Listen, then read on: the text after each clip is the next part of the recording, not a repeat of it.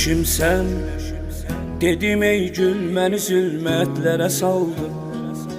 Dəli oldum, havalandım, məni həsrətlərə saldın. Bu nə haldır, bu nə hal? Görən baxır, acıyır halıma sənsiz.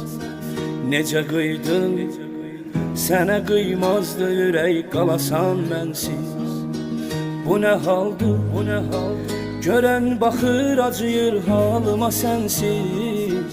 Necə qıydın, sənə qıymazdı ürək, qalasan mənsiz.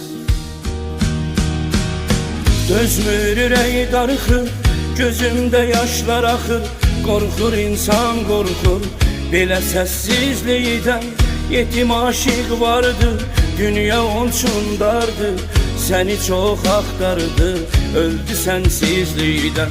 Dözmür ürək darıxır, gözümdə yaşlar axır. Qorxur insan, qorxur belə səssizlikdən. Yetim aşiq vardı, dünya onun dardı. Səni çox axtardı, öldü sənsizlikdən.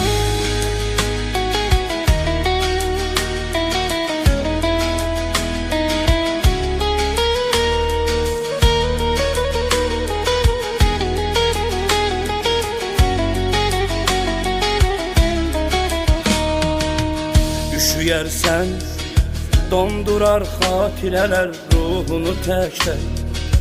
Sevinərsən, gecə rüyada onun zülfünü görəcək. Bağışla dost, çox deyirdin mənə bu sevgidən əl çək. Nə biləydim, gözümü yolda qoyar, gözləri göyçək.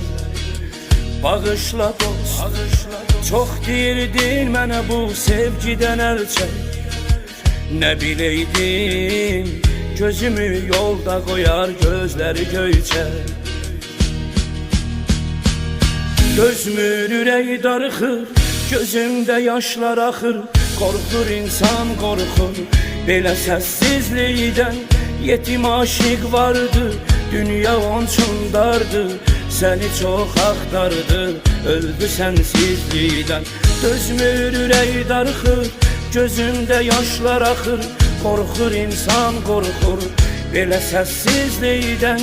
Yetim aşiq vardı, dünya onun dardı. Səni çox axtardı, öldü sənsizlikdən. Dözmür ürək darıxır, gözümdə yaşlar axır. Qorxur insan, qorxur belə səssizlikdən. Yetim aşiq vardı, dünya onun dardı. Səni çox axtardı, öldü sənsizlikdən. Dözmür ürək darıxır, gözümdə yaşlar axır. Qorxur insan, qorxur belə səssizlikdən.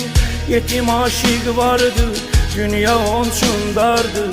Səni çox axtardı, öldü sənsizlikdən.